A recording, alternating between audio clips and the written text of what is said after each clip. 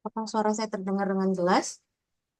Selamat malam, terdengar Bu. Oke, terdengar. Mohon maaf sebelumnya saya tidak bisa on cam karena kameranya lagi error. Perkenalkan, nama saya Florencia, mahasiswa PJJ dari manajemen. Malam ini kita akan melakukan seminar dengan dua pembicara yang hebat dengan dari dosen kita Dr. Sabar Aritohang dan dengan dari alumni PJJ juga ya dengan Ibu Marina. Gimana Pak? Hari ini kabarnya Pak? Happy ketemu sama sesama alumni.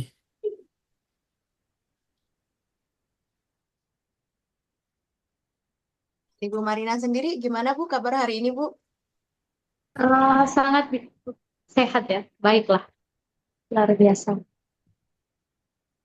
Jadi semuanya yang di sini apakah sudah siap menerima untuk ilmu baru dari para ahlinya ini? Nantinya kalau jika ada pertanyaan boleh di raise hand ya.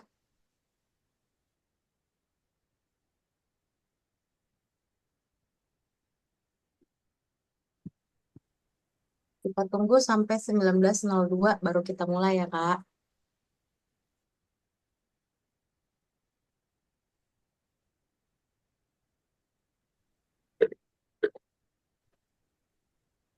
Dot, tuh, tuh, betul.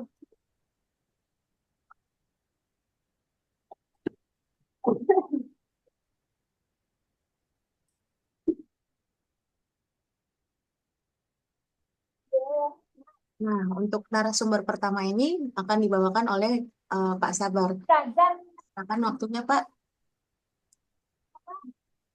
Thank you, Bu. Saya mau balas Bu dosen juga takut nih di chat Zoom. Oke, saya share screen ya. Teman-teman, sesama alumni, saya mohon izin nih mau nyampaikan tentang digital analytics.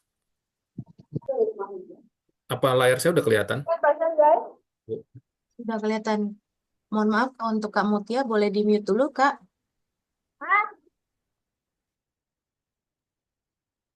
Oke, kenalkan saya Sabar, 2409 sekian-sekian.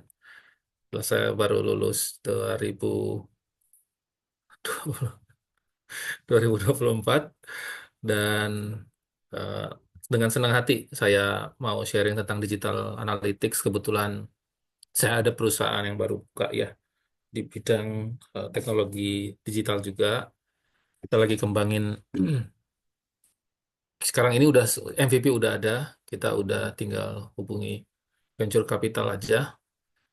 Kebetulan ini yang operate anak saya. Saya banyak ngurusin datanya dan juga nyariin gimana caranya untuk bisa tembus ke venture capital sehingga untuk bicara digital analytics kayaknya bisa gitu. Tapi tentu Bapak Ibu yang eh, punya konteksnya untuk perusahaan lainnya, kita lagi kembangin ini sih berdasarkan data-data penelitian yang ada, data-data yang sudah dimiliki oleh semua laboratorium. Kita ingin cari tahu nih kalau kalau pandemi yang baru datang lagi, obat apa nih yang kita harus keluarin atau vaksin apa nih yang kita bisa keluarin, yang harus kita keluarkan untuk bisa menghasilkan antibodi tertentu untuk bisa melawan antigen itu gitu ya. Sehingga menggunakan domain knowledge di bidang biologi cukup banyak. Nah, hubungannya dengan apa yang kita bicarakan hari ini adalah untuk di profesionalnya saya begitu, lalu hubungannya dengan apa yang kita bicarakan hari ini adalah kita bicara soal data. Kita semua tahu bahwa dalam mencari data itu nggak mudah. Kita butuh data yang sangat banyak jumlahnya. Tetapi data itu adanya sedikit. Kalaupun banyak, kemungkinan besar kualitas datanya nggak semuanya bagus.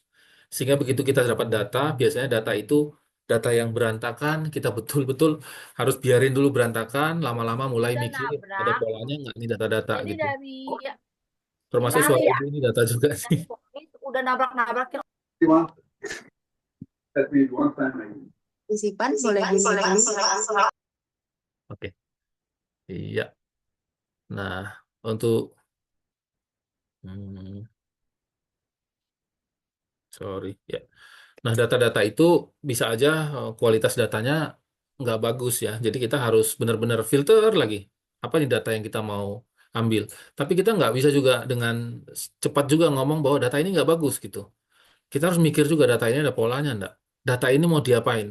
Sedapat mungkin jangan sampai ada data yang kebuang ya. Nah, ini yang kemudian kita, oke, suara suara saya terdengar dengan baik nggak Bapak Ibu ya? Jelas ya? Terdengar jelas, Pak. Terdengar, Pak. Oke, oke. Saya lanjut lagi ya, Pak, Bu. Nah, kualitas data kita nggak bisa sembarangan langsung nilai ini datanya nggak bagus. Kita harus benar-benar mikir dulu, lihat dulu polanya, pelajari dulu gitu ya. Nah, biasanya kalau kita melakukan itu di tahap analytics, biasanya kita mulai mikir gitu ya. Oh enggak, ini datanya sebenarnya bisa kepakai. Sebenarnya data ini menceritakan tentang ini. Sebenarnya data ini menceritakan tentang ini. Semakin kita bisa memahami data itu, semakin kita bisa melakukan pengolahan terhadap data itu, gitu ya. Nah, tantangan kita berikutnya biasanya adalah data-data itu kalau sudah nggak bagus, kita apain? Kalau sudah bagus, diapain juga? Kita juga nggak tahu juga. Kalau datanya udah bagus, kadang kita nggak tahu mau ngapa-ngapain dengan data itu. Nah, betul juga bahwa kita ada masalah soal security-nya ya. Tadi saya sebutkan bahwa kita nggak tahu juga mengolah datanya, biasanya itu soal talent-nya gitu. Jadi bicara soal data, aduh banyak banget ceritanya deh gitu. Dan kita semua udah tahu bahwa data itu selalu bertumbuh sangat banyak ya. Variasinya juga sangat banyak, kecepatannya juga sangat tinggi, lalu volumenya juga sangat besar, dan jenis-jenis data itu banyak sekali jumlahnya. Bukan hanya data eh, apa survei, kuesioner, nggak hanya gitu. Suara itu menjadi data, image, video itu jadi data juga gitu. Semua aktivitas kita, scroll kita di komputer itu juga data. Berapa detik kita scrolling dan biasanya akan berhenti di mana dan berhentinya berapa detik, itu semuanya adalah data. Nah, data-data itu semua bisa dipakai untuk bisnis kita dan menghasilkan insight ya. Bagi Bapak Ibu yang udah masuk ke dunia bisnis analytics atau data analytics, biasanya udah tahu bahwa data-data itu bisa diolah untuk menghasilkan sebuah descriptive analytics. Kita bisa describe, oke, jadi datanya seperti ini menceritakan apa sih gitu. Apa sih yang terjadi dari semua data ini gitu. Kita memang ranahnya ada di sana untuk data analytics. Setelah setelah kita tahu, oke, data ini menceritakan ini nih Pak. Oke, data ini banyak dan menceritakan ini, maka kita mencari tahu kenapa sampai seperti itu ya datanya gitu. Biasanya kita berhenti di sini untuk yang bekerja di bidang data analytics ya. Kita berhentinya di mencari tahu data, ini datanya apa, lalu kita cari tahu kenapa datanya sampai seperti itu, kenapa dia ngomong gitu, atau kenapa hasilnya seperti itu. Nah, biasanya kita nggak bisa melanjutkan sampai ke predictive analytics, karena untuk sampai ke predictive analytics, biasanya kita membutuhkan machine learning dan deep learning ya. Nah, dalam menggunakan deep learning dan machine learning, seringkali kita enggan, karena merasa, udahlah itu bukan domain saya, atau nggak perlu sesulit itu, karena tugas saya kan cukup sampai di visualisasi data aja nih. Melihat ini masalahnya apa, lalu lihat datanya, preprocessing data, kemudian ya sudah, saya visualisasikan. Saya berhenti di situ aja gitu ya. Nah, biasanya kita terpancing karena di dunia pekerjaan juga dituntut untuk specialize begitu. Nah, untuk eh, bisa compete nih dengan adanya generative AI, harusnya kita bergeser nih dari paradigma ini. Ini pemikiran saya ya, Bapak Ibu, nanti bisa didebat juga ya, bahwa kita nggak bisa berhenti hanya di sini aja kalau kita mau bicara data analytics ya. Karena dengan dengan generative AI, katakan ChatGPT, kita bisa masukin Excel itu dan langsung dia yang visualisasikan. Jadi tugas visualisasi itu udah selesai dengan AI yang ada sekarang ini. Trennya udah ke arah itu ya. Trennya dengan penggunaan AI ya udah selesai dong. Dan akhirnya kita bisa lakukan penghematan waktu, bahkan banyak sekali tutorial-tutorial, kita nggak perlu belajar.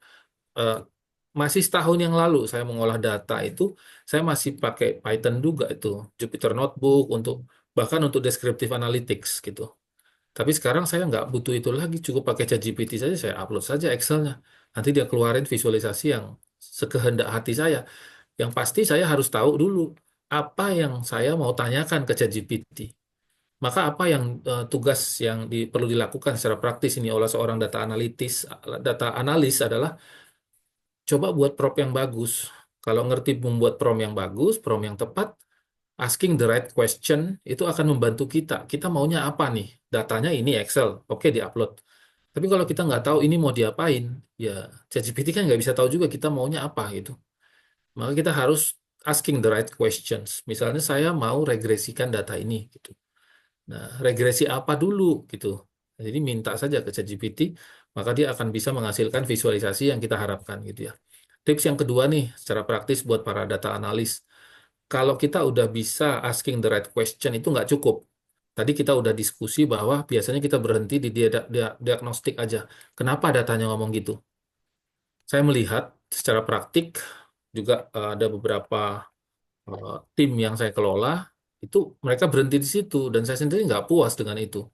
Karena saya butuhnya itu tidak hanya berhenti di sana. Kalau itu seperti itu, bagaimana kalau saya akan begini? Hasilnya akan seperti apa gitu. Maka saya membutuhkan juga pendekatan prediktif ya. Nah, bahkan pendekatan yang preskriptif malah. Sampai di perusahaan kita butuhnya sampai di situ kan. Kita nggak hanya tahu data itu apa, tapi kenapa seperti itu. Terus kita harus ngapain? Terus kalau kondisinya dirubah, nanti kira-kira akan bagaimana gitu. Maka kita harus belajar juga nih sebagai seorang data analis, kita harus belajar juga upskill dong. Belajar juga dong untuk gimana caranya melakukan predictive analytics dan prescriptive analytics ya. Pakai dong machine learning-nya, pakai dong kemampuan deep learning-nya. Belajar baik baik secara online maupun ikut ke bootcamp-bootcamp atau ikut dalam proyek-proyek data science sehingga kita bisa punya komunitas yang membantu kita untuk belajar juga. Nggak harus dibayar sih, cuman ikut aja dengan komunitas-komunitas begitu, akhirnya bakal ngebantu ya. Selain itu, kita perlu juga bangun domain expertise ya. Kita punya domain knowledge di bidang itu, akhirnya kita bisa ngolah data di bidang itu. Perbanyaklah domain knowledge-nya juga. Semisal mau ngolah data tentang perkebunan, nah kuasai betul domain knowledge itu. Kita nggak bisa berhenti hanya saya bisa ngolah data. Itu nggak cukup. Kita harus tahu domain knowledge-nya, sehingga kita tahu data yang kita olah ini dan analisis yang kita lakukan ini make sense nggak untuk perusahaan yang kita sedang bantu ini. Lalu kita perlu juga mengakselerasi kolaborasi saya, kolaborasi kita dengan AI. Gimana nih supaya AI dengan manusia bisa menghasilkan otomasi yang lebih baik. Nah, dengan adanya ChatGPT dan lain-lain sebagainya, tidak hanya ChatGPT ya, tapi generative AI, itu cukup banyak hal yang kita bisa lakukan. Kita bisa bermimpi banyak sekali. Maka hal-hal yang seharusnya sudah repetitif, itu seharusnya bisa diotomasi. Nah, gimana cara mengakselerasinya? Tentu kalau saya jadi pemilik perusahaan, saya expect Anda sebagai seorang data analis itu nggak hanya berhenti tadi soal visualisasi data aja, karena untuk itu AI sudah gantikan gitu. Tapi tolong dong maju ke preskriptif, tolong ceritakan kaitannya dengan domain knowledge, serta saya mau minta tolong, bisa nggak langsung diotomasi gitu. Jadi dengan resep yang tadi, solusinya begini nih Pak, oke, solusinya itu bisa diwujudkan nggak? Oh bisa. Nah kalau kita harus cari software engineer lagi, rasanya kelamaan ya. Jadi kita harus benar-benar bisa juga bikin MVP paling nggak, atau bisa buat dengan sesederhana mungkin, bikin flowchart-nya, sehingga walaupun kita lulusan ilmu manajemen, tapi buat flowchart-nya gimana, use case diagramnya bisa. Nah saya yakin di Binus Online kita banyak sekali peluang dengan itu ya, kita bisa banyak belajar di semester ke-7 atau semester ke-6 gitu, banyak sekali ilmu dari computer science yang kita bisa pelajari juga. Nah, hal yang lain kita perlu perkuat ya kemampuan kita dalam berkomunikasi serta berpikir strategis. Nah, strategic thinking skills ini yang paling kuat harusnya dari ilmu manajemen. Nah, kita sebagai alumni Binus Online yang ilmu manajemen punya kemampuan komunikasi dan strategic thinking skills itu bakal ngebantu tadi balik lagi untuk membuat the right questions. Jadi datanya ada, tapi kalau kita cuman untuk regresi, regresi ini strategis nggak untuk kita lakukan? Kalau nggak strategis jangan dilakukan.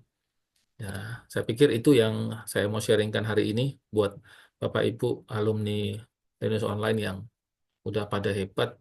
Intinya ini ya tesis saya ini atau pendapat saya ini.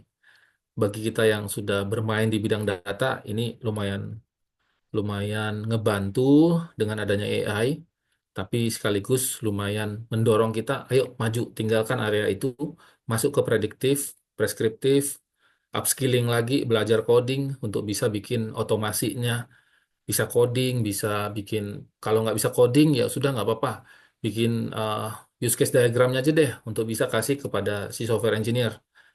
Jadi kita udah bisa tahu yang kita butuhkan apa karena kita yang punya pemikiran strategic thinking. Demikian kira-kira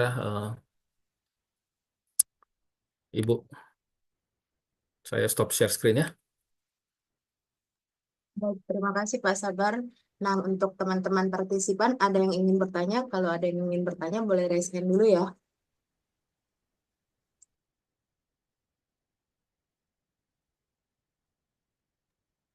Belum ada yang mau bertanya? Ya, kalau belum ada yang bertanya, saya nambahin ya. Tadi ada concern filosofis sebenarnya soal pengumpulan data ya. Biasanya kita ngumpulin data itu collect data, biasanya eh, kita punya asumsi sendiri.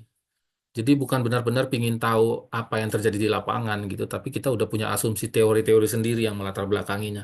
Nah, saya lihat itu jadi problem juga, sehingga banyak keluhan tuh di kelas. Misalnya, gimana sih Pak cara ngumpulin kuesioner dari pelanggan supaya pelanggan itu jujur gitu? Ya, gimana ya? Ya, saya sih sarankan selalu udah scraping aja dari media sosialnya gitu, karena itu lebih jujur lagi gitu. Daripada kita suruh untuk isi kuesioner satu, apakah ada puas, apakah ini, ya, wah itu kayaknya banyak fake-nya gitu ya. Nah, analisis data juga dan digital business analytics seringkali melakukan simplifikasi pengalaman ya. Jadi pengalaman itu kita kan pakai data. Nah, jadi pengalaman itu hanya direpresentasikan oleh data. Itu yang menurut Frederick Taylor, dia ngomong bahwa kamu nggak bisa memahami kenyataan tuh sebenarnya. Apa yang kamu pahami hanya data, bukan kenyataan gitu. Dan data itu kan hanya sebagian dari kenyataan gitu. Nah, jadi itu sih contoh-contoh jadi masalah ya. Contoh-contoh penerapan data analytics di industri nih. Kita misalnya di perusahaan asuransi, kita risk assessment. Kalau kita udah tahu bahwa orang yang tipikalnya seperti ini, datanya seperti ini, ya kayaknya jangan dikasih pinjaman segede itu gitu. Harusnya besarannya sebesar ini. Saya yakin di perusahaan asuransi sudah dilakukan ya. Customer insight kita juga bisa lakukan, customer segmentation berdasarkan data. Wah, itu enak banget tuh. Itu banyak banget. Lalu kalau di perusahaan, di industri kita juga bisa lakukan uh, data analytics untuk mendirect. Kalau kita pencapaiannya sejauh ini seperti ini, sudah 20 tahun misalnya, gimana nih direction pengembangan industri kita di negara kita atau di negara B atau di negara C gitu ya. Hal yang lain di perusahaan finance, misalnya analisis fraud gitu. Kalau di pendidikan, oh banyak banget. Tracking performance, elder warning system, kita udah tahu kalau murid dengan nilai seperti ini sampai di minggu kelima ini bakal dapat C nih gitu. Nah, sudah harus di WA, kok kamu nggak pernah hadir? Itu harus diotomasi aja langsung, di BAM terus ya.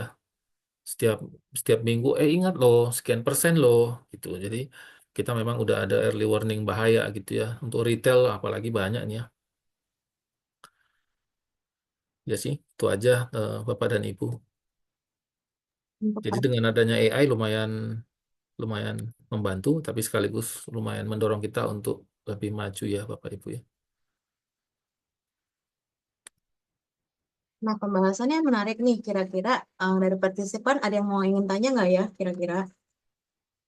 Oh, ada yang bertanya Kak di kolom chatnya Kak. Izin bertanya Dok, bagi saya yang masih awam dan kebetulan mengelola bisnis jasa, tadi disebutkan tentang mendapatkan customer insight.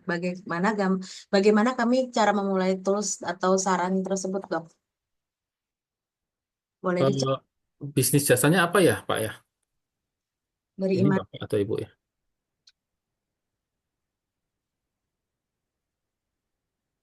Pak Iman, pelatihan ya?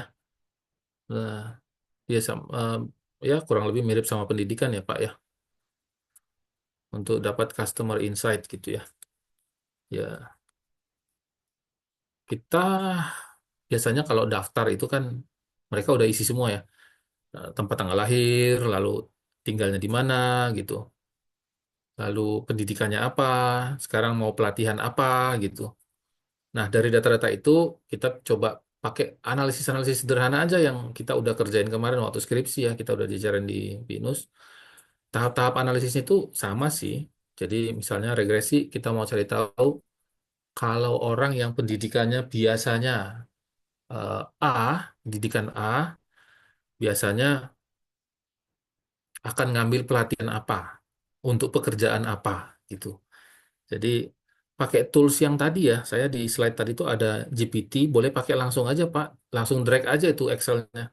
Jadi Bapak ubah data yang kemarin itu ada, data nama kan nggak begitu perlu ya. Yang perlu itu kan tanggal lahir, itu kan untuk mendeteksi usia, lalu pendidikannya apa, biasanya orang yang begini gimana gitu. Nah itu pakai aja langsung GPT, Claude atau Julius dan lain-lain yang tadi saya ada kirim di slide, itu bisa dipakai aja langsung itu. Upload saja filenya. Nah begitu upload, Bapak masukin ini prompt. Tadi Bapak misalnya prompt bagaimana korelasi antara pendidikan dengan jenis pelatihan yang dipilih gitu. Nah, toolsnya itu Bapak nanti akan langsung diberikan hasil langsung oleh GPT, Claude maupun dari Julius ya. Nah, setelah kita tahu begitu, akhirnya Bapak bisa targeted marketing dong. Oh, ternyata orang-orang yang pendidikannya A lebih suka belajar ini dan mereka rela membayar segini. Ya udah Bapak fokus aja jualan ke orang seperti itu gitu. Jadi bisa targeted marketing juga Pak ya. Nah, lalu kalau mau bikin medsosnya, masuk ke IG, tinggal pilih orang mau yang usia berapa. Tadi berdasarkan data kita itu ya, kita mau jual ke siapa gitu. Berdasarkan ini pakai ini aja GPT, Julius, Cloud yang lain-lain juga ya.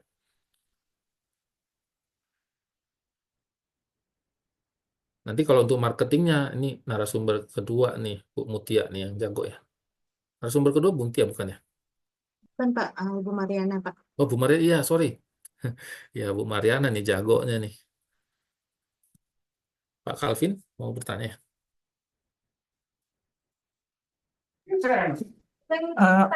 Izin bertanya, Pak. Bisa saya meminta contoh untuk domain knowledge? Saya kurang paham di domain knowledge-nya tadi. Oh ya, baik Pak Calvin. Terima kasih. Pak Calvin sekarang ada di perusahaan apa Pak ya? Kerjanya sebagai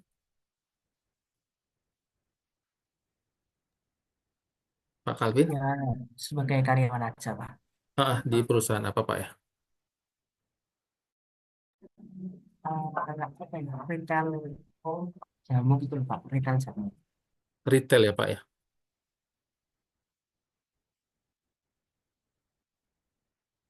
Nah kalau tadi retail, domain knowledge itu ya retail itu Pak. Jadi saya misalnya kemampuan statistik saya baik. Saya benar-benar tahu cara ngolah data A, B, C, D sampai Z gitu ya. Saya ngerti banget gitu. Tapi ketika saya misalnya mau menganalisis, semisal Bapak punya data penjualan nih ya, Bapak sebagai retail punya penjualan, penjualan hariannya berapa, barang yang paling laku itu apa aja gitu. Nah kemudian kita mau cari tahu, kemudian saya sebagai seorang yang ahli statistik, saya ngomong malah kayaknya kita mau analisis deh. Kalau hujan biasanya eh, oh ternyata kalau hujan yang lebih laku adalah es krim. Maka berdasarkan hasil analisis data itu, sebelum hujan atau pada saat musim hujan, juallah es krim lebih banyak gitu. Nah, Bapak yang punya domain knowledge itu atau ilmu yang tahu betul tentang retail, Bapak bingung. Kok Pak Sabar analisisnya ini malah es krim dijual saat musim hujan? Loh, saya tunjukin secara statistik benar, Pak. Lah iya benar, tapi itu tidak masuk akal gitu. Nah, jadi yang tanda petik masuk akal itu yang disebut dengan domain knowledge. Jadi domain knowledge itu adalah ya kita tahu tentang industri kita sendiri, tentang retail itu sendiri. Nah, sehingga kita kalau analisis statistiknya itu bisa ngerti bahwa ini yang masuk akal, ini yang tidak masuk akal. Kalau dia soal retail, maka tahu dong apa aja yang dijual, target marketnya apa, itu domain knowledge itu. Target marketnya itu apa.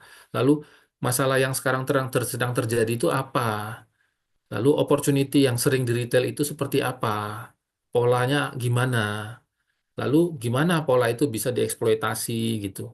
Data yang dimiliki oleh retail itu apa aja dan gimana saya perlu ngambil datanya dan gimana supaya saya bisa solve masalahnya. Nah, semua pertanyaan-pertanyaan saya yang barusan itu disebut dengan domain knowledge, Pak. Nah, untuk domain knowledge pendidikan, ya saya harus tahu dong murid itu butuhnya apa sih, style apa yang paling disenengin gitu. Nah, itu dunia pendidikan gitu ya.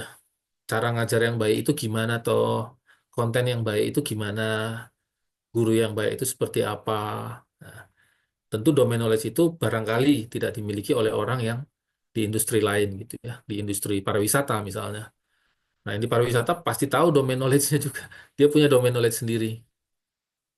Karakter tamu seperti apa, cara orang untuk memasarkan seharusnya seperti apa gitu. Cukup jelas Pak Calvin?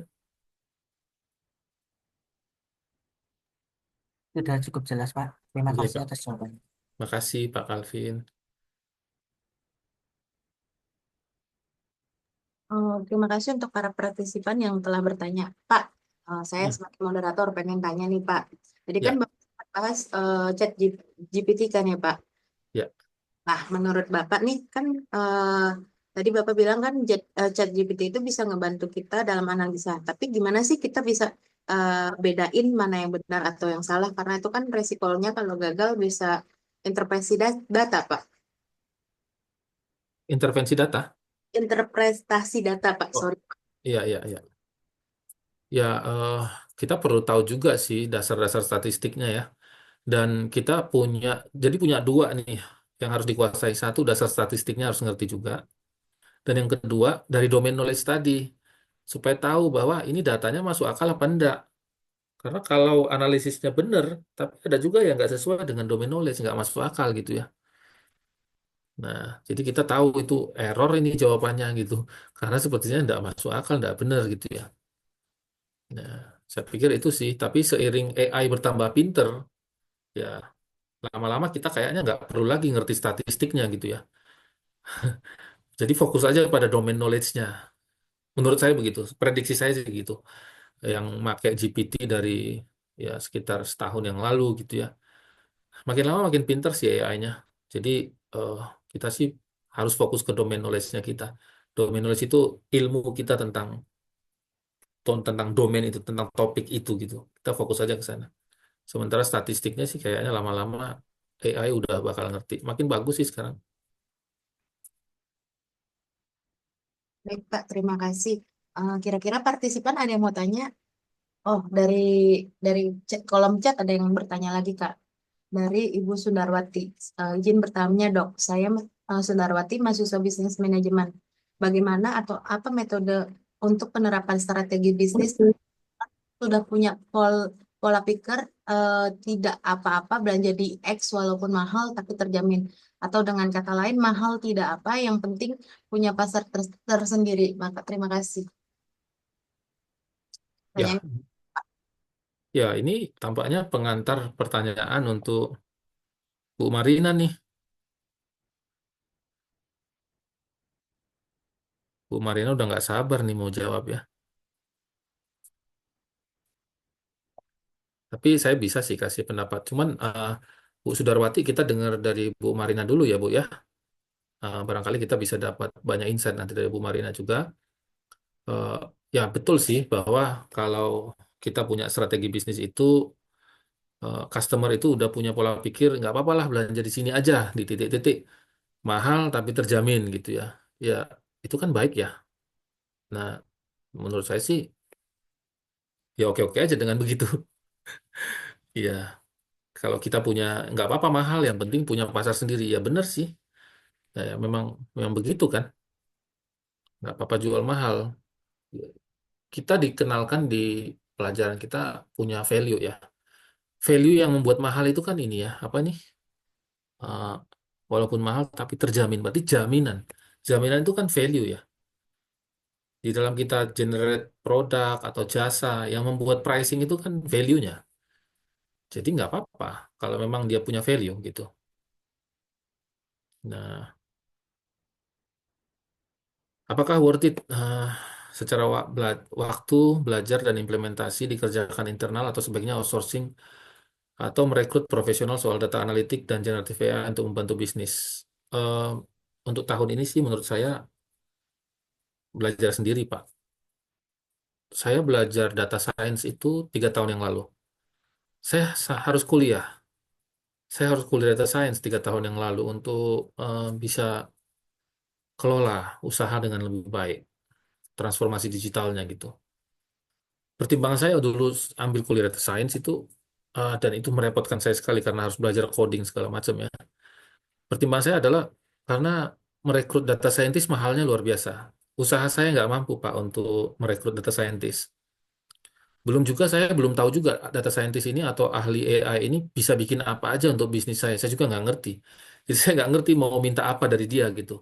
Nanti kalau saya rekrut dia terus dia nggak kerja kan saya rugi juga gitu. Makanya untuk bisa memahami itu saya ikut kursus, ya ikut bootcamp dan lain sebagainya. Ya sudah lulus, terus saya coba lagi untuk yang lebih berstruktur lagi. Nah, kuliah juga. Ya akhirnya saya belajar juga data science gitu ya. Dalam 2 tahun worth it, Pak. Hari ini sekolah yang saya kelola dapat rekor karena memiliki 250 robot, Pak, di sekolahan. Robot ini kita buat nggak semata-mata ngikutin tren aja ya, tapi untuk ngebantu perusahaan, membantu sekolahan untuk bisa memberikan layanan yang lebih baik kepada murid. Karena kebetulan pasar kami adalah orang-orang dari berbagai negara, jadi banyak sekali hal-hal yang sensitif sehingga harus membutuhkan bantuan robot untuk memastikan tidak ada human error ataupun efisiensi layanan, lah. Juga efektivitas layanan, kecepatan layanannya. Hmm, yang paling singkat sih, yang ngobrol-ngobrol gini sih dengan sesama alumni. Asik sih kalau kita bisa ngolah data bareng-bareng gitu ya. Jadi nggak harus kuliahnya lama gitu ya. Ikut bootcamp, Pak, yang singkat-singkat gitu ya. Ada yang 3 bulan, ada yang tapi yang spesifik untuk bantu bisnis Bapak gitu. Itu yang dulu saya ikutin. Saya ikutin untuk langsung bantu. Jadi saya bawa data, langsung diolah di sana bareng-bareng gitu, Pak.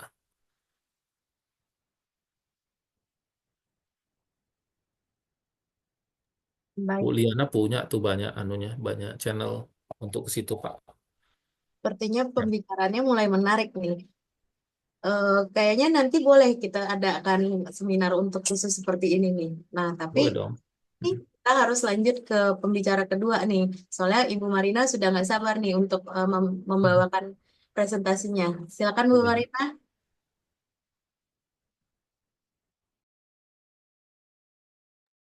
Oke, bisa dengar suara saya? Kedengeran, Bu? Oke, selamat malam semua. Bu Marina.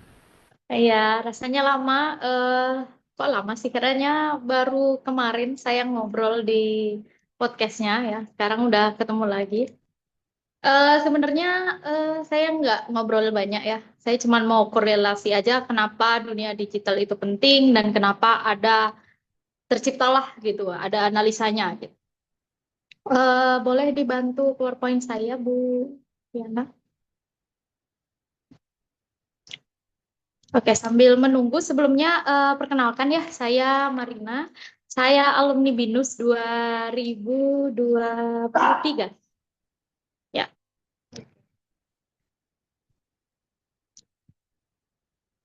ya. Jadi ini yang akan kita bahas ya, kita ulik pada malam hari ini. Kenapa sih setiap orang itu harus banget nih go digital? Kenapa banget? Terus apa korelasinya sama bisnis kah? Korelasinya sama data lah. Kenapa sih sepenting itu gitu digital itu? Next. Oke, sebelumnya perkenalkan nama saya Marina ya, bisa dipanggil Marina biasanya juga. Saya menyelesaikan pendidikan saya di UGM, kemudian lanjut ke BINUS. Sekarang profesinya sebagai asisten direktur sebuah PT yang bergerak sudah kurang lebih 15 tahun. Dan profesi lainnya ya, saya sebagai digital marketing spesialis dan content creator spesialis. Kemudian saya juga sebagai bisnis analisa di sebuah perusahaan. Selain profesi saya ini, saya sempat menjalani freelance untuk sebuah agensi social media yang namanya Social Lab. Itu basicnya di Amerika, gitu. Dan sebelumnya saya juga sering ke luar negeri gratis ya, karena kegiatan internasional yang sharing ilmu, kemudian tentang digital, kita juga sharing-sharing teknologi, gitu. Saya juga mendirikan satu komunitas sosial yang kita bergerak di dunia pendidikan. Itu next. Ya, jadi kenapa sih kita harus go digital yang kita selalu bilangnya kayak digital, digital, digital, digital gitu. Sekarang siapa sih yang nggak main? Sampai ada, saya pernah dengar kita tuh harus di momen lebih smart daripada smartphone kita gitu. Saya pernah dengar seseorang bilang seperti itu. Awalnya saya bertanya-tanya kenapa orang ngomong kayak gitu ya. Dan beberapa tahun ini saya menyadari perkembangan teknologi yang luar biasa, bahkan dari eh, saya yang dulu mahasiswa sampai sekarang saya punya profesi full time, saya tetap asik dengan dunia digital. Mungkin ada banyak efek ya yang menyebabkan kita pun merasa kayak oh dunia digital ini sebenarnya tidak melulu hal-hal yang baik, tapi which is ada banyak hal yang bisa kita manfaatkan gitu. Ini terlepas ya, terlepas dari sebuah bisnis atau kita perorangan. Menurut saya, digital itu adalah tentang branding, entah itu personal branding atau bisnis branding gitu. Dan saya memahami sebuah digital itu entah social media atau digital lainnya itu sebagai kanvas. Di mana sekali kita menggoreskan ya itu akan kita terus gores setiap harinya dan itu nggak akan bisa kita bersihkan totally bersih seperti semula gitu.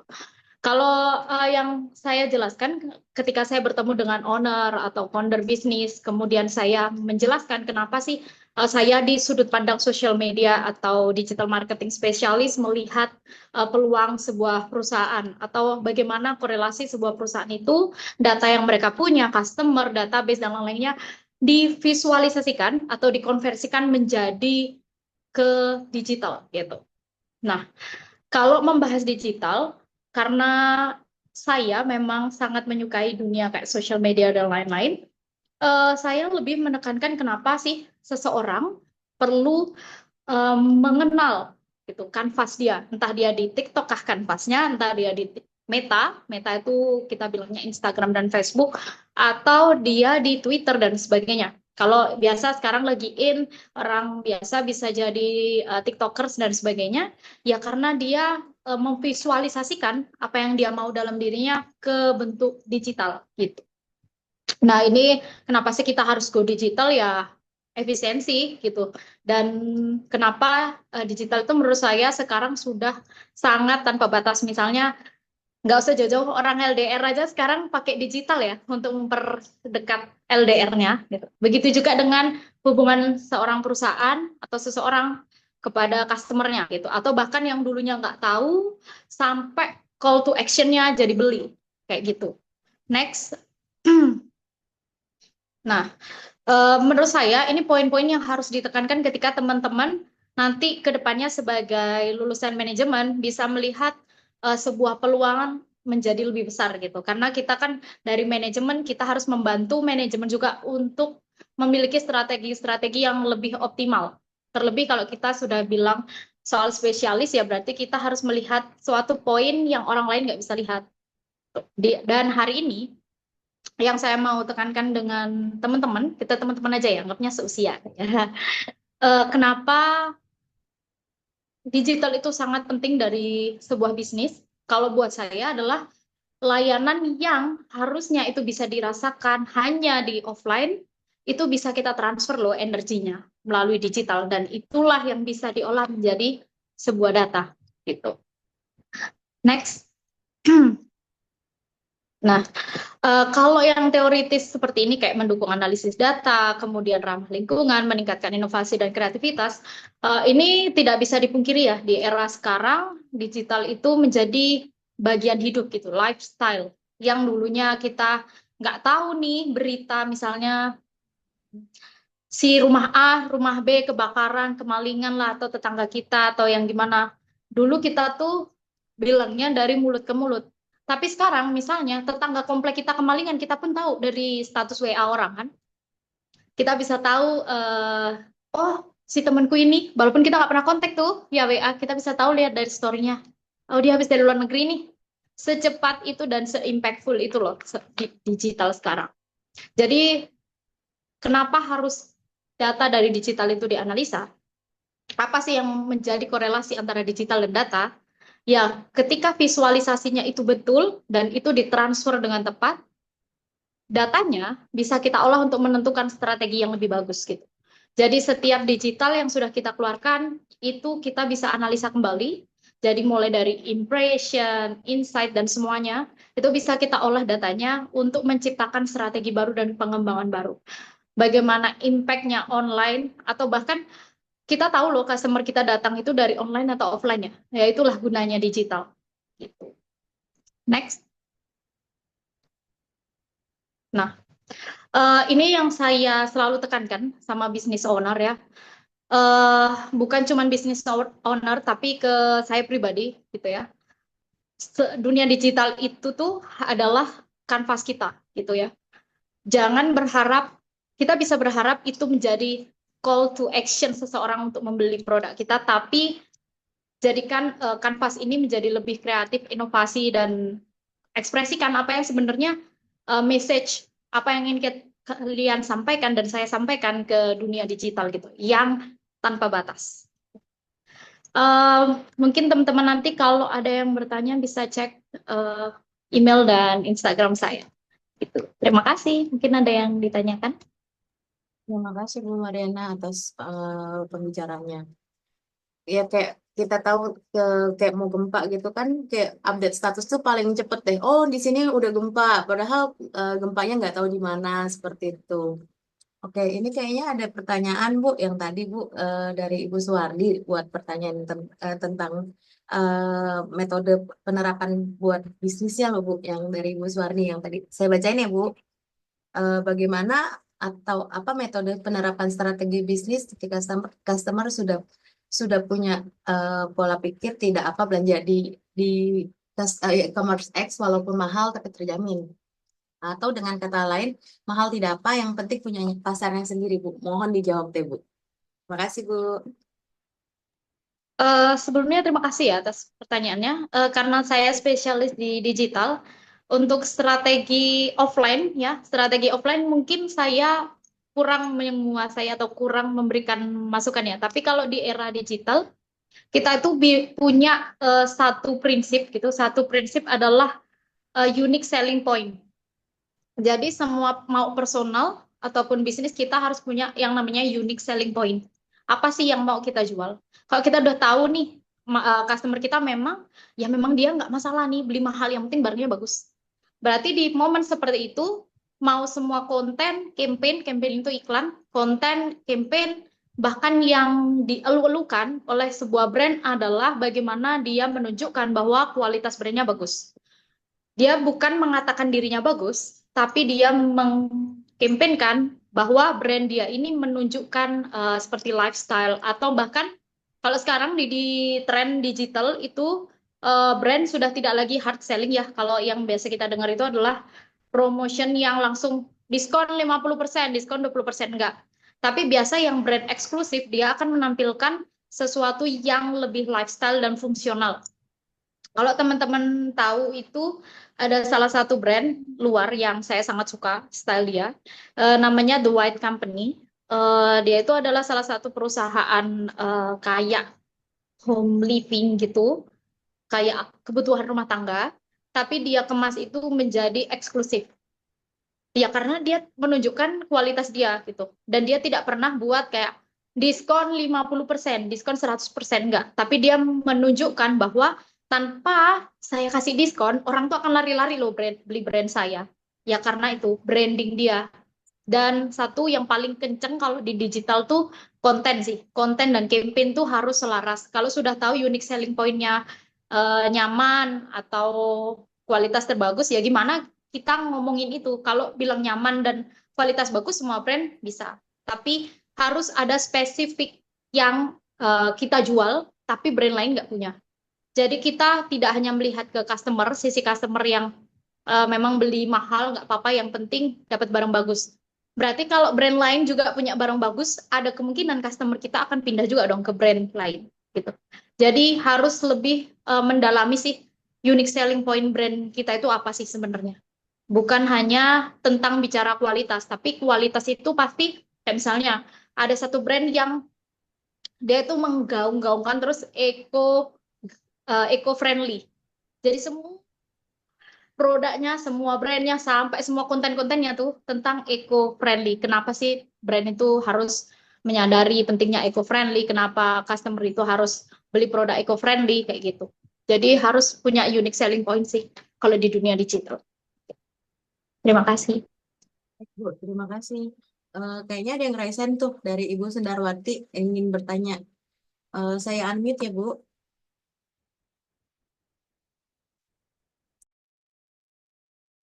Halo, selamat malam.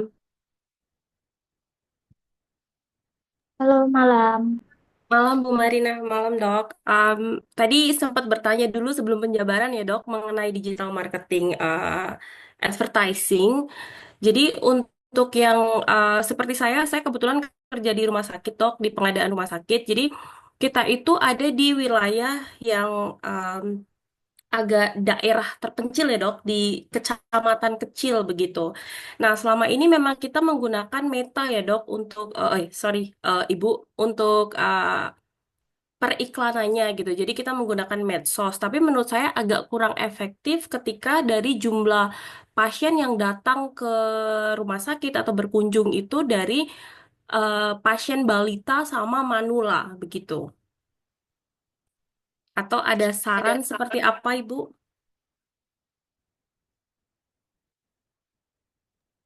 Oke, ini bisa langsung dijawab ya? Boleh, terima kasih. Ya. Oke, selamat malam. Kalau membahas iklan Meta atau Google Ads itu kompleks sekali ya. Misalnya nih, standar itu nggak efektif kan tadi karena satu balita dan orang tua yang kurang ya. Mungkin ada masalah juga dengan campaign atau bahan yang diiklankan. Itu juga bisa berpengaruh. Ketika bahan itu terlalu modern atau terlalu up to date, si Meta ini akan menyebarkan itu ke usia-usia produktif. Jadi itulah kenapa kita juga harus memfilter usia pengiklanan Metanya. Kemudian selanjutnya kesalahannya adalah ketika dia tidak men-setting di mana spesifik location yang dia butuhkan untuk upgrade iklan dia. Dan perlu saya tekankan, Meta itu akan arahnya ke brand awareness ya. Jadi Meta itu didesain memang untuk brand awareness, bukan untuk selling gitu. Jadi kalau memang biasa kalau Meta bagus itu karena digabung dengan Google Ads gitu. Karena biasa orang habis ketemu iklannya dia akan cek tuh lewat Google. Ketika dia cek dari Google dan website atau tempat kita itu nggak keluar paling atas, ya orang nggak bisa lagi ngecek itu lebih detail gitu. Mungkin kadang ada beberapa misalnya nih Kak yang saya temukan ya. Ini contoh aja. Misalnya nih eh rumah sakit apa ya? Rumah sakit Denpasar. Nah, em, saya kan tinggal di Bali ya. Saya searching rumah sakit di Denpasar. Rumah sakit yang akan tampil di paling atas, dia adalah rumah sakit yang SEO dan SEM-nya organiknya paling bagus. Nah, kalau bahas iklan, ketika kita nggak punya masa atau target market yang organik, itu biasa memang working iklannya kurang bagus. Terus kelemahannya selanjutnya adalah dinilai bid iklan, ya. Jadi biasa Meta itu juga memiliki anggaran minimum dan anggaran maksimum ya dalam targeting iklan. Misalnya kalau sebelum di Meta itu kan, sorry, ini Metanya setting sendiri atau pakai agensi ya? Kita pakai agensi, Ibu. Oke, kalau pakai agensi ini agak susah ya nge-tracknya. Biasa agensi itu dia hanya akan mengiklankan tanpa mengevaluasi gitu. Nah, itulah kenapa perlu dari internal juga bisa membaca traffic dan analisanya. Kadang tuh kalau dari agensi ya udah tugas dia kan ngiklanin. Dia tidak dipaksa untuk menaikkan traffic. Nah, biasa mereka karena ya udah aku dibayar untuk ngiklanin ya udah gitu. Urusan traffic yang penting kan udah aku iklanin gitu. Kadang biasa orang yang pakai agensi dia kalah di bid di angka hariannya. Kemudian dua, ya memang nggak di maintenance, iklannya ini tidak ada yang rawat gitu. Kayak misalnya pakai agensi, agensi itu karena banyak yang di-handle brandnya, akhirnya dia nggak maintenance, dia nggak ngerawat iklan itu, dia nggak cek tuh bahkan ada misalnya kalau dalam Meta kita sebut adalah CTR, CTR rendah pun itu nggak diinfo sama ownernya. Padahal ketika CTR itu rendah, harusnya iklan itu harus dipertimbangkan kembali. Walaupun konteksnya bukan CTR ya, ada CFC, ada CTC, ada banyak lah kategorinya. Bahkan ketika impresi nggak bagus tuh harus diinfokan ke ownernya untuk mengganti iklannya. Itu sih mungkin bisa diminta reportnya, kemudian bisa saya bantu via email untuk cek analisanya. Gitu. Baik, terima kasih penjelasannya, Bu, sebagai bahan evaluasi kami. Oke. Terima kasih untuk Ibu Sunarwati untuk pertanyaannya. Untuk dari partisipan, ada yang ingin bertanya lagi kah? Kalau ingin bertanya, boleh di kolom chat atau pesan ya.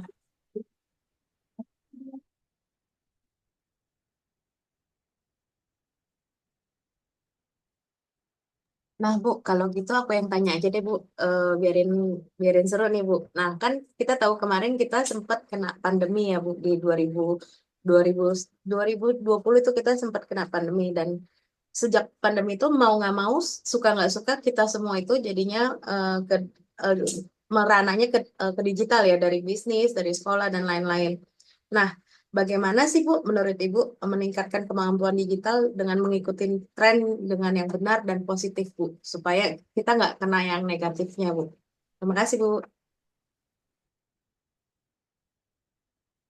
Oke, terima kasih atas pertanyaannya. Kalau menurut saya, konten dan tren itu ada korelasinya ya. Tapi buat saya, ngikutin tren itu sesekali. Tapi kalau orang yang udah biasa main sosmed lama, atau udah sering main sosmed, dia tuh pasti punya identitas diri. Misalnya nih, saya paling suka ngonten di Instagram itu tentang foto, OOTD, dan sebagainya. Itu Instagram pribadi saya. Dan itu akan terus saya bawa, walaupun kadang-kadang saya ikutin tren. Menurut saya, saran terbaik adalah satu, apa sih yang sebenarnya ingin kamu sampaikan ke banyak orang? Gitu. Apa sih yang menurut eh, kamu gitu, yang paling ingin kamu sampaikan ke banyak orang? Kalau sekarang mungkin trennya ada mental healthy dan sebagainya. Itu bisa menjadi bahan atau bagian yang ingin dibahas. Mungkin ada beberapa orang yang sukanya buat konten lifestyle, ada beberapa orang yang suka buat kontennya ada ngevlog dan lain-lain.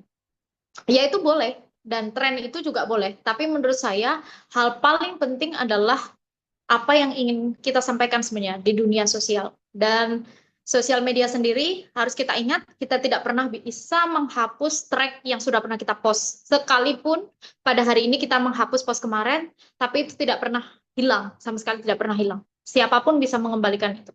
Gitu. Itu sih, Kak. Nah, makasih ya Bu atas jawabannya. Nah, kira-kira dari partisipan ada yang ingin bertanya lagi? Boleh di raise hand atau di kolom komentar diketik aja.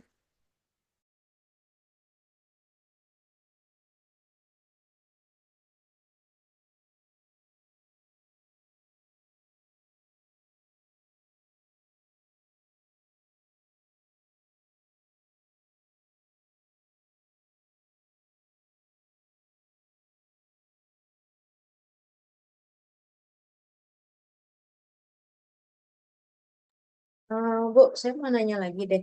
Kalau misalnya apa ya, kayak tantangan apa sih yang paling utama bagi generasi mendatang terkait digital ini? Tantangan menurut saya, tantangan paling besar adalah hilangnya filter sih. Bukan filter gambar ya, guys. Jangan salah paham. Bukan filter efek Instagram, TikTok, bukan. Maksudnya filter di sini adalah filtering. Kita tuh tidak dipungkiri ya. Sekarang tuh dunia dunia digital itu namanya kita tanpa batas, berarti tidak ada batasan dari berbagai usia. Mau dibilang eh, udah dibuat tuh sama Instagram di atas 18 plus nggak bisa, ada nggak ada konten, atau di atas YouTube ada pakai YouTube anak, atau TikTok tuh di atas 18 tahun baru ada konten tertentu. Saya rasa itu semua bohong ya. Mau anak-anak, mau umur berapapun, sekalipun dia lihat kartun, tidak menutup kemungkinan ada kartun pun ada kekerasan ya. mau nonton yang konteksnya edukasi pun, ya tetap aja masih ada hal-hal negatif gitu. Tergantung dari bagaimana kita, generasi sekarang, menjaga kembali lagi menjaga filtering kita sendiri untuk diteruskan ke generasi selanjutnya. Kalau kita sendiri saja tidak bisa memfilter, bagaimana kita memberi edukasi atau memberikan advice positif ke generasi selanjutnya. Yang bisa menjaga dan bisa melakukan hal terbaik yang dimulai dari generasi kita. Gitu. Kalau dibilang ya nggak bisa, soalnya kan kita juga harus melakukan hal lain, kemudian kita harus ini itu. Ya jadi kita kasih gadget lah. Menurut saya kita tidak pernah salah memberikan gadget ke anak-anak atau anak usia muda atau adik kita atau keluarga kita, itu nggak pernah salah. Tapi kesalahannya adalah ketika kita melewati batas. Jadi kita sendiri tidak memberikan filter. Itu sih menurut saya. Jadi kalau sekarang pengen generasi selanjutnya baik-baik saja, ya dari kita juga harus bisa filter, benar-benar filter. Itu sih Kak. Baik Kak. Pertanyaannya sama nih Kak buat speaker pertama kita. Menurut Kak Sabar gimana ya Kak kalau misalnya tantangan utamanya buat generasi mendatang mengenai digital ini tuh gimana ya Kak? Em, Tantangannya kita selain yang disampaikan Bu Maria tadi ya, kita juga jadinya nggak bisa bedain mana yang kenyataan, mana yang tidak nyata. Saya melihat itu sering sekali terjadi. Apa yang kita lihat di media sosial kita anggap nyata, padahal sebenarnya itu tidak nyata. Jadi kita nggak ngerti lagi mana yang nyata dan mana yang nggak nyata gitu. Ya itu membuat kita jadinya hidupnya itu bisa sangat dikendalikan oleh apa yang di digital ada gitu. Semisal di digital itu dikatakan, wah ini bahaya gitu. Sehingga kita menganggap di kenyataan juga itu bahaya banget gitu. Padahal itu nggak benar, itu hanya di dunia digital aja seperti itu. Atau hubungan asmara itu indah banget gitu di digital. Tapi ternyata di kenyataan nggak segitu-segitunya amat kan gitu. Tapi akhirnya kita karena melihat, loh kok nggak nyata ya, kok nggak sama ya apa yang di kenyataan dengan apa yang di digital. Kita bisa eh, stres sendiri gitu ya. Nah, saya pikir itu tantangan yang kita harus hadapi. Jadi kita harus betul-betul melihat mana sih yang kenyataan gitu ya. Demikian Bu. Baik, Bu, untuk Bu Mariana di kolom chat itu ada pertanyaan Bu dari sebentar saya lihat dulu dari Pak Agus. Nah, dia saya bacain ya Bu, izin bertanya jika kita punya produk jasa atau servis yang merubah perilaku konsumen dari yang tadinya konvensional menjadi digital, apa strategi yang tepat agar customer mau mencoba produk kita dan bagaimana mendapat feedback dari customer untuk perbaikan produk kita ke depan? Seperti itu Bu. Oke, pertanyaannya lumayan agak butuh menguras pikiran saya ya. Kalau biasa orang konvensional itu ini juga butuh bukan hanya iklan ya. Kalau merubah masyarakat konvensional, terutama yang dulunya offline, tapi ini ranahnya di offline store atau usaha kita ya, yang areanya di situ, bukan yang seluruh Indonesia. Yang bisa kita lakukan adalah ini butuh bantuan juga semua tim ya, baik yang di store maupun dari tim digital ataupun operasional. Kalau saya, ada satu usaha yang dulunya dia nggak digital sama sekali, jadi konvensional. Nah, pada saat itu ternyata ada pandemi itu. Nah, otomatis kelabakan nih si usaha ini. Nah, akhirnya yang saya berikan pertama kali adalah satu, ketika ada customer offline datang, silakan tawarkan atau iklankan, kita ibaratnya buanglah 20% atau 15% kita untuk ngasih diskon ke mereka ketika mereka mau beli di online. Terus pada saat ini teknologi itu sudah sangat canggih ya. Kita nggak perlu ngasih tahu customer kita yang konvensional datang ke toko kita atau satu-satu. Kalau kamu beli di website kami, kamu dapat diskon loh. Nggak. Which is kita punya yang namanya database customer. Nggak mungkin sebuah perusahaan atau kalaupun pada saat ini usaha kita belum punya yang namanya database customer, silakan dibangun. Karena itu penting ketika kita mau mengalihkan customer kita dari konvensional ke online, satu bisa melalui broadcast database atau kita bisa sebut biasanya blast. Jadi kalau bahasa kasarnya itu biasanya broadcast gitu. Kalau di dunia digital kita bilangnya blast. Itu tuh kita broadcast misalnya, nariknya gimana sih? Kasih aja voucher berbeda dengan diskon yang di offline. Itu paling menurut saya top one untuk saat ini ya, top one untuk membuat customer kita yang kita kan pasti juga kalau udah punya offline kita punya customer loyal toh, customer loyal yang bisa kita alihkan ke online. Kita bisa bilang, kalau kamu beli di online kami, kamu akan kita kasih diskon loh. Atau kita pakai sistem affiliate nih. Kalau kamu ngajak beli sekian dan atau misalnya temen kamu beli dari kamu, kamu bisa kasih voucher ini loh ke temen kamu gitu. Kayak gitu, itu yang awal muasalnya ketika sebuah perusahaan itu belum punya budget untuk iklan ya. Belum punya budget untuk iklan, dia bisa lakukan itu. Tapi semakin besar perusahaannya, tentu dia akan punya budget untuk iklannya. Ini cara untuk yang nggak punya budget iklan. Dia bisa pakai WA Blast, kemudian buatlah promo status, pasti punya sosial media ya.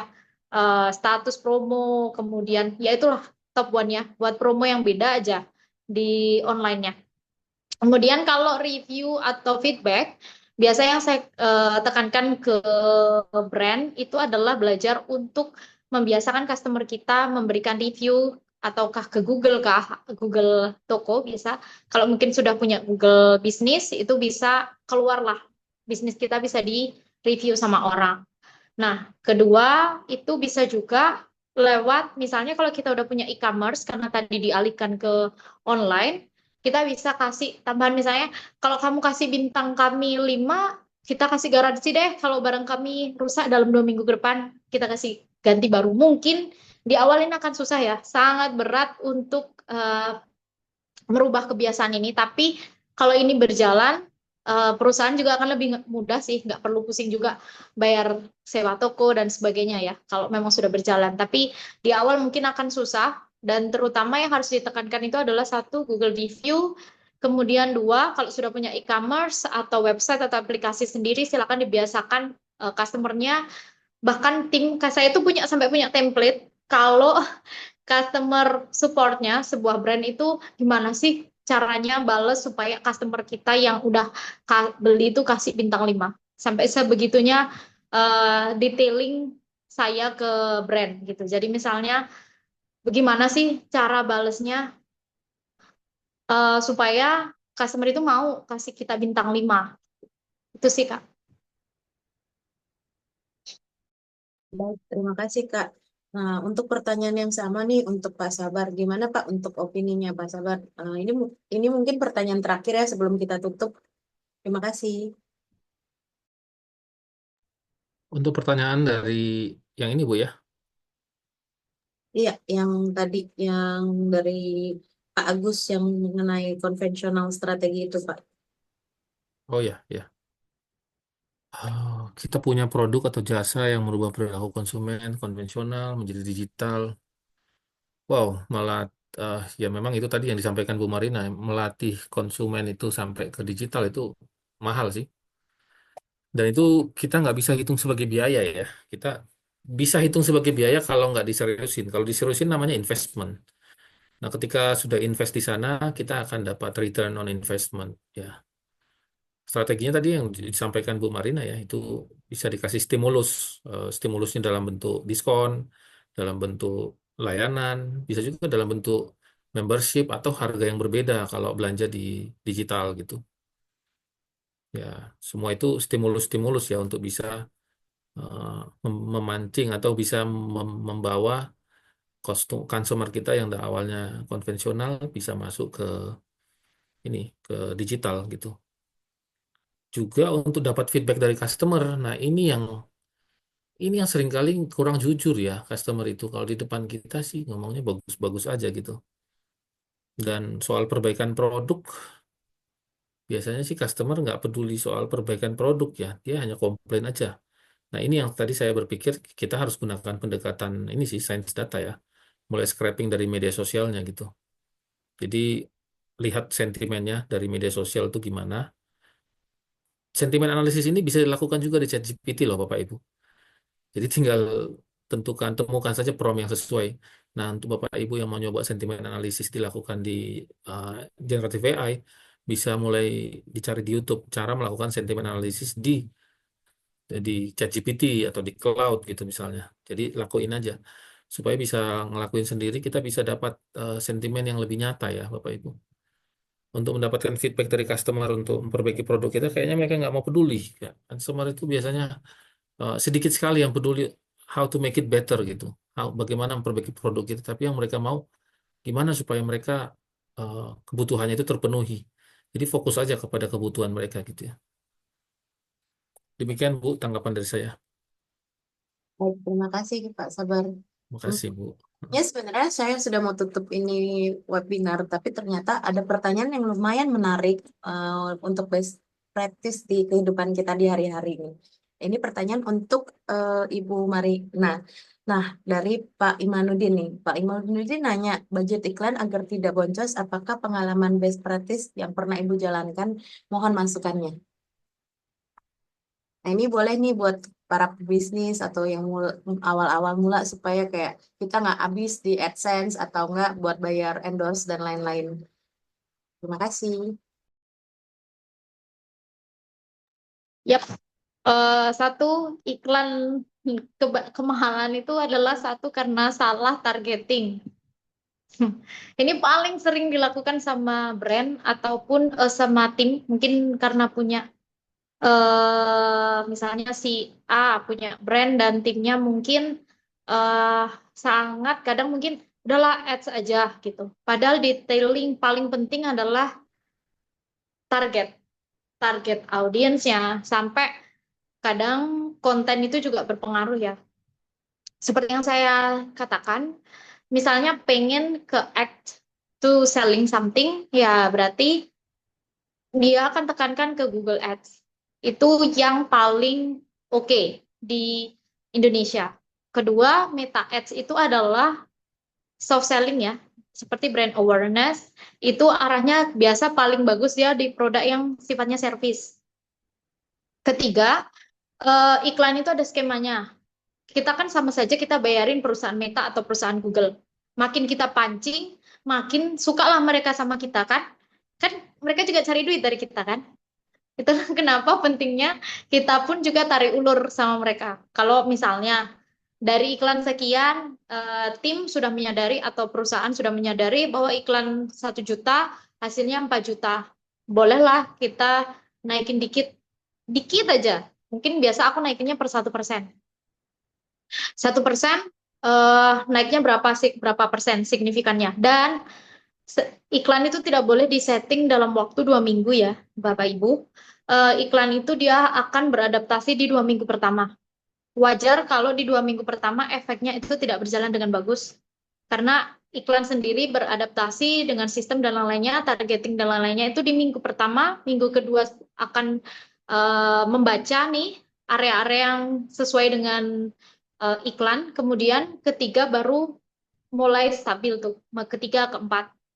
Jadi kalau buat campaign atau konsep, pengen iklannya nggak boncos, satu, iklannya harus buat iklan yang jangka panjang. Misalnya, kalau promo 30%, ya udah berarti itu pikirkan 30% itu bisa dipakai dalam waktu lebih dari 1 bulan. Mungkin nggak sih promo kita yang seperti itu bisa dipakai di 1 bulan lebih? Itu yang pertama. Yang kedua, sesuaikan juga dengan brand image perusahaan. Kalau misalnya brandnya memang service atau selling produk yang seperti saya bilang, jangan hanya mengandalkan iklan itu dari satu budgeting. Misalnya udah 10 juta nih untuk Google Ads aja. Jangan. Jadi misalnya kalau ada usaha salon, contoh ya salon, aplikasi apa sih yang biasa dipakai? Kita udah tahu target marketnya misalnya Indonesia dan WNA kalau di Bali. Kalau usahanya salon, saya tuh yang saya tahu yang WNA itu paling suka dia booking pakai Frisa namanya. Yang bahkan detailing seperti itu yang orang suka lupa gitu. Jadi iklan tuh jangan dihabiskan ke satu lembaga iklan kayak Google atau Meta aja. Biasakan budgeting itu ke beberapa platform ya. Jadi kita tahu mana yang efektivitasnya paling tinggi ketika pertama kali terjun ke dunia iklan. Lalu kalau sudah tahu polanya, sudah tahu temponya, sudah tahu speednya, baru pakailah gelontorkan lebih tinggi di salah satu platform yang memang bagus gitu untuk efeknya ke perusahaan. Dan harus tahu perusahaan itu pengennya apa sih? Kadang karena pengennya penjualan, iklannya nggak pas untuk penjualan. Ternyata contoh iklannya nih menjelaskan kelebihan produk, bla bla bla bla bla bla. Ternyata di bawahnya deskripsinya itu misalnya eh, kirim pesan sekarang, bukan buy now. Itu juga sering salah. Itulah kenapa hasil iklannya juga nggak pas. Kadang pointing dia taruh klik poinnya itu salah. Itu juga harus diperhatikan. Jadi misalnya kalau pakai agensi, tanya dulu, saya mau lihat outputnya dong, saya mau lihat previewnya sebelum ini di launching.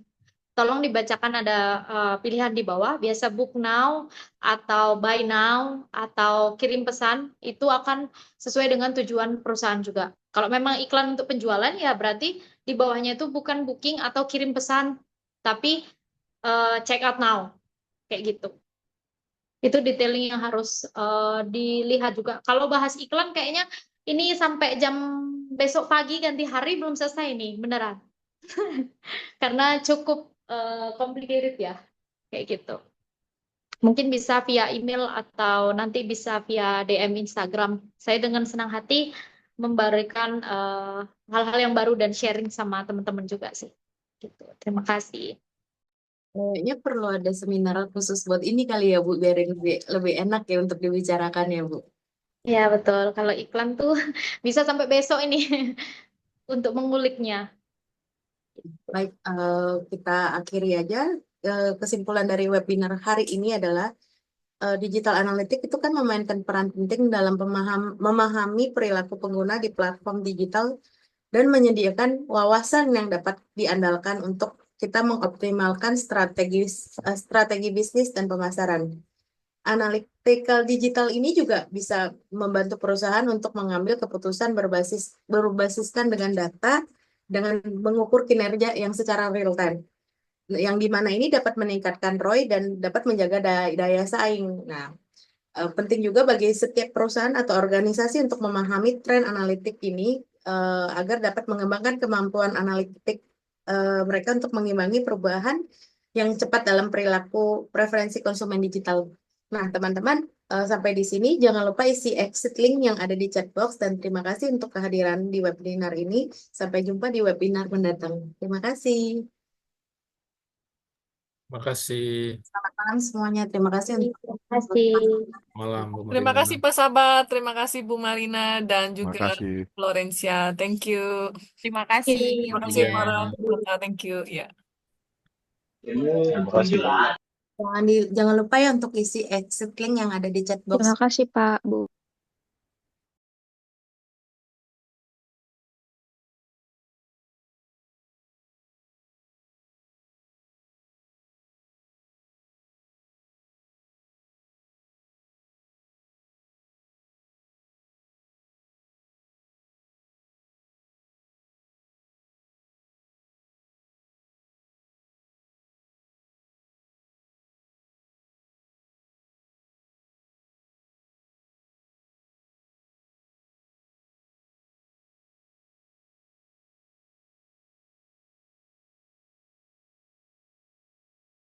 Tambah nol.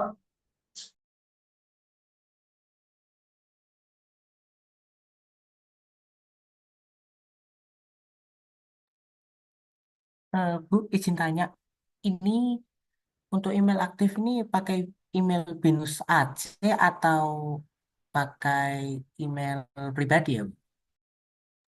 Email apapun oke. Kalau mau Anda mahasiswa BINUS pakai aja email BINUS. Baik, Bu. Terima kasih. Sama-sama.